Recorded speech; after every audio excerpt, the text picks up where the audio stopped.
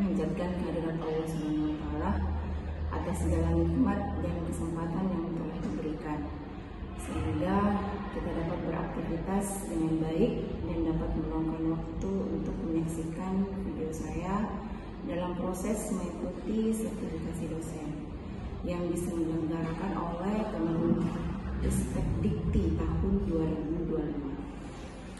Saya akan melakukan penyusunan dokumen pernyataan diri dosen dalam unjuk kerja Tridharma Perguruan Tinggi Bidang Pengajaran atau PDD UKT PP.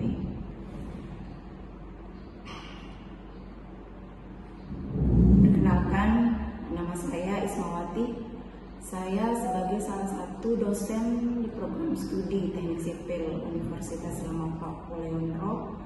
Adapun penetapan saya sebagai dosen tetap sesuai dengan SK ditetapkan pertanggal 11 Agustus 2021.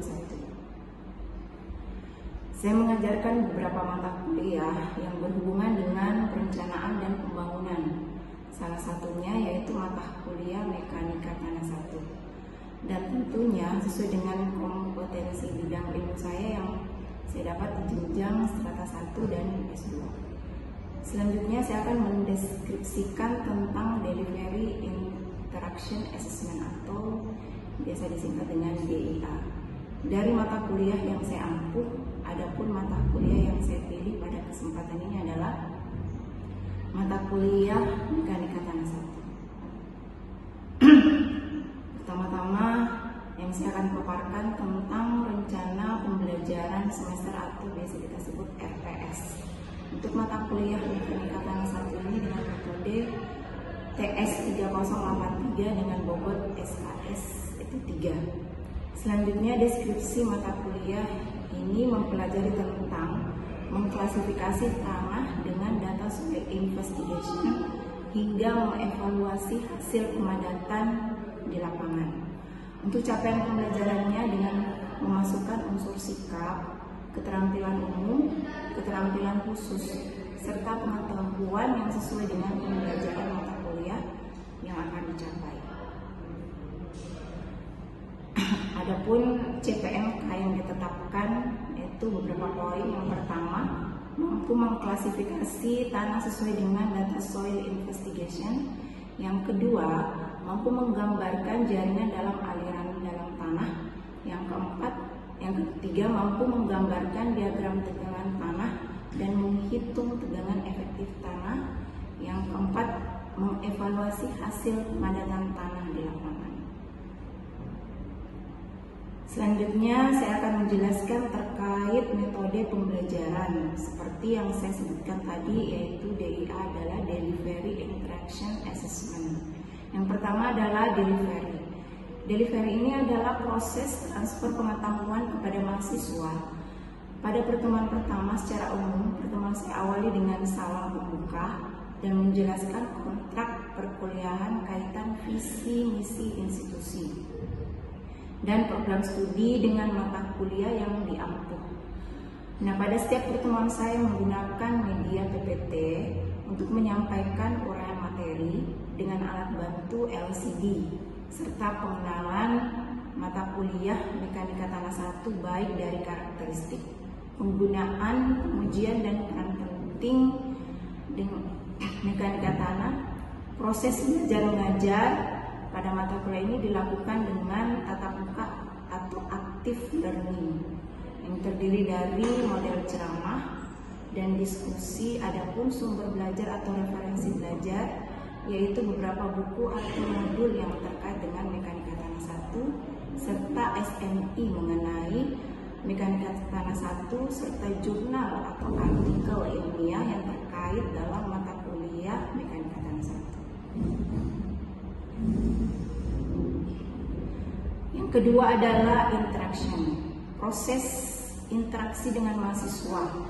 Pada proses belajar mengajar dengan tatap muka, pertama saya menyampaikan tujuan pembelajaran serta merefleksikan atau mereview kembali pertemuan sebelumnya, memberikan kesempatan kepada mahasiswa untuk bertanya, kemudian berdiskusi dan menyimpulkan materi dan menyampaikan gambaran materi yang akan dipelajari sebelumnya.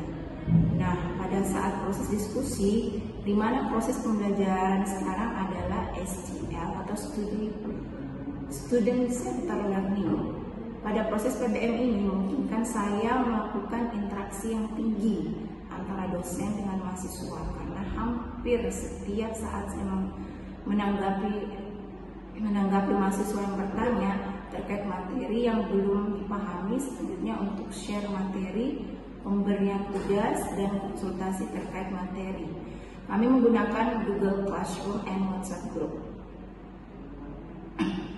Yang ketiga itu assessment, yakni berkaitan dengan evaluasi tugas dan nilai yang diberikan kepada mahasiswa terkait dengan sistem penilaian saya tetap berpedoman kepada kebijakan yang telah ditentukan oleh Universitas Selama Pakuliandro dan telah disepakati di pertemuan pertama pada kontrak perkuliahan, yaitu dengan total 100% dengan rincian sebagai berikut.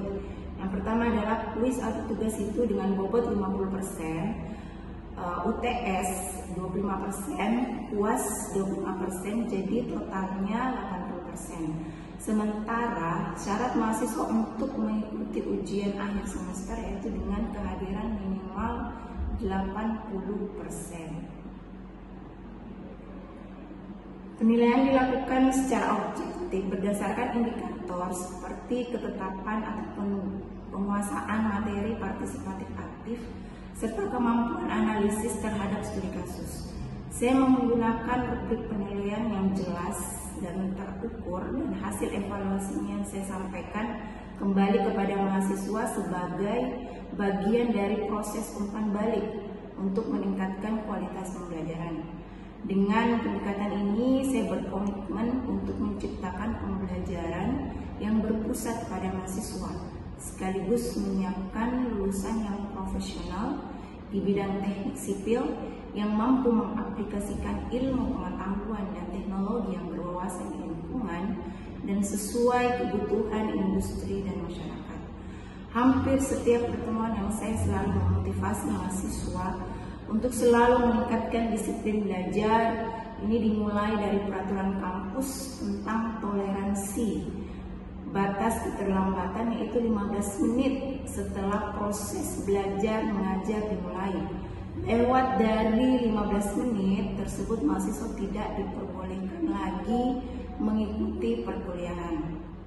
Meningkatkan kompetensi diri bisa diterapkan dengan menjelajahi ilmu pengetahuan yang bermanfaat, bukan hanya dengan mempelajari lewat buku dan internet, namun peningkatan terkait cara mengantisipasi kualitas belajar mahasiswa bisa memanfaatkan fasilitas internet dan YouTube untuk pembaharuan teknologi konstruksi.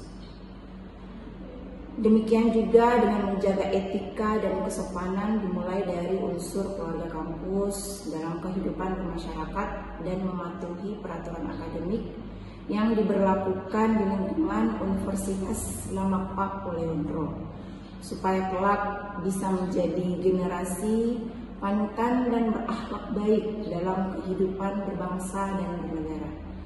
Itulah metode atau teknik pengajaran yang saya gunakan. Untuk tahapan berikutnya, mari kita simak video pembelajaran mata kuliah Mekanika Tanah 1. Wabillahi taufiq wal hidayah. Wassalamualaikum warahmatullahi wabarakatuh.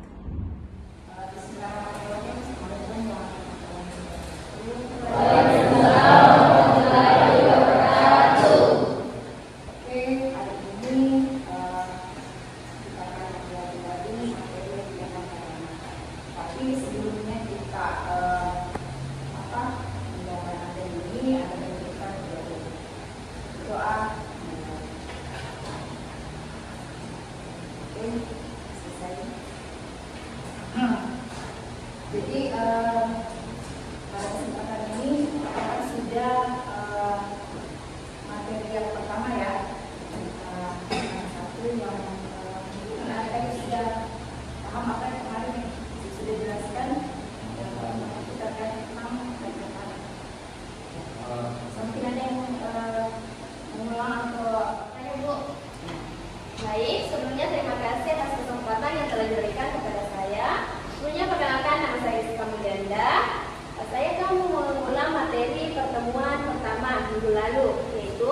Mekanika tanah adalah cabang ilmu yang dipelajari oleh mahasiswa teknik sipil yang mempelajari tentang sifat fisik maupun mekanisme tanah, yang dimana di dalamnya itu ada hubungan tanah dengan makhluk hidup maupun dengan struktur-strukturnya. Akan membahas tentang klasifikasi tanah. Jadi ada materinya yaitu jenis tanah, tekstur dan karakteristik pada tanah, kemudian komposisi tanah, klasifikasi tanah dengan jenis propertisnya, kemudian yang kelima bagaimana jenis tanah. Jadi ini beberapa poin yang akan saya bahas kali ini. Kita mulai dari apa sih itu tanah? Yang bisa jelaskan apa itu tanah? Pernah lihat tanah kan? Ayo Bu, tanah adalah bahan organik yang mengalami pelapukan, baik pelapukan secara alami maupun buatan, yang sifatnya itu berongga-rongga, yang isinya itu ada air dan udara. Ada yang lain? Karena itu sudah jelas. Oke, jadi kita lihat ya bagaimana definisi tanah. Di sini sudah menunjukkan bahwa tanah adalah himpunan material bahan organik yang melakukan endapan-endapan yang relatif lepas atau loose, di mana di antara butiran terdapat ruang-ruang kosong yang terisi oleh serangkai pada tanah. Jadi ini adalah struktur lapisan tanah. Mungkin ada yang baru lihat ya. Mungkin bagian permukaan saja yang pernah dilihat. Nah, di sini ada lapisan batuan induk, lapisan bawahnya, lapisan tengah, dan lapisan atas. Jadi ada beberapa lapisan yang dibawa tanah. Bisa jelaskan tidak kenapa kita harus mempelajari tanah di dalam ilmu sipil? Baik, sebelumnya Bu, mengapa kita harus mempelajari tanah di dunia bidang konstruksi? Ya tentunya karena bangunan konstruksi itu berkontak langsung dengan tanah. Terutama yang paling penting dalam bangunan itu ada yang namanya fondasi, di mana fondasi ini menjadi dasar dari sebuah bangunan, di mana fondasi itu harus berkontak langsung dengan tanah dan sangat berpengaruh dengan tanah. Betul. Jadi kenapa kita ada materi mekanika tanah? Karena tadi kita membangun konstruksi atau merencanakan suatu konstruksi itu berhubungan dengan tanah.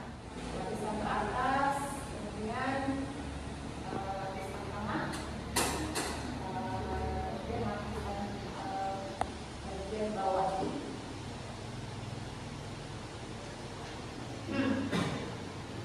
Nah, ini kita tahu, kita sudah tahu bagaimana asal usul tanah ini begitu. Nah, ini dari proses pelapukan, kemudian ada dua proses, yaitu melalui proses kimia dan proses fisik. Nah, proses kimia ini dipengaruhi oleh oksigen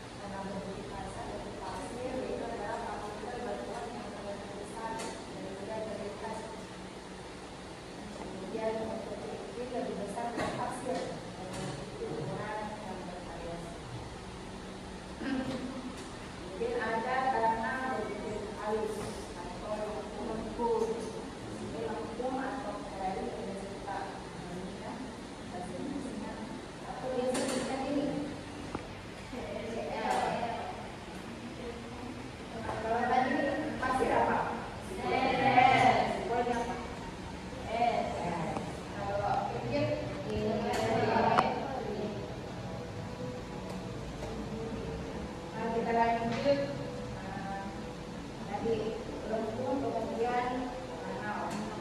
Yang ketiga adalah kanal organik. Dulu karena kayak kanal organik.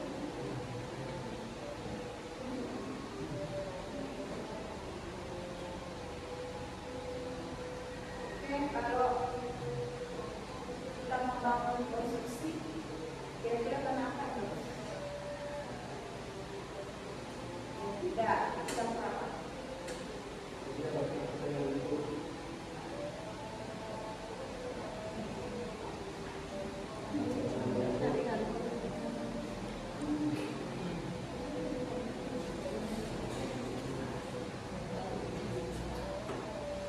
lanjut ke tekstur dan tekstur tanah.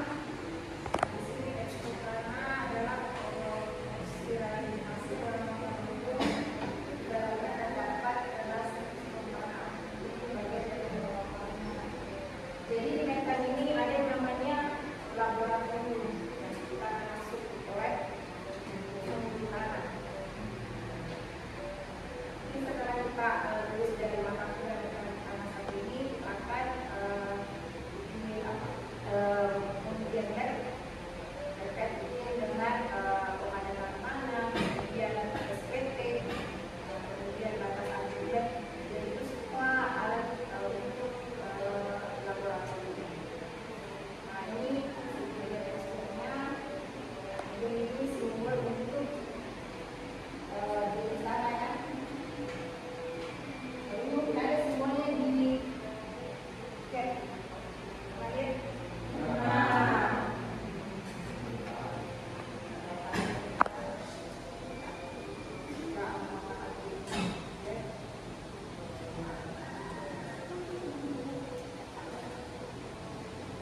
Ini adalah komposisi tanah.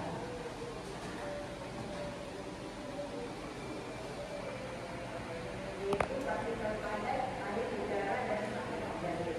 Jadi kita komposisi tanah yang ada di kita ketahui. Mungkin dari beberapa paparan aku yang jelas ya.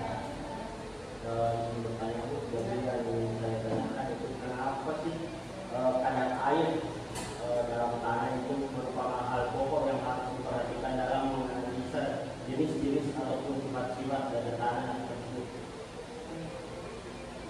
Jadi sebenarnya kan kadar air misalnya memang apa pada saat kita membangun kan kalau dia terlalu banyak kadar air kan karena komposisinya itu tidak sesuai dengan apa yang kita lakukan pada saat ini harus misalkan kadar air sekian persen.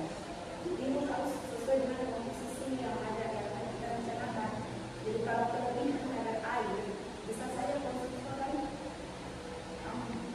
rusak atau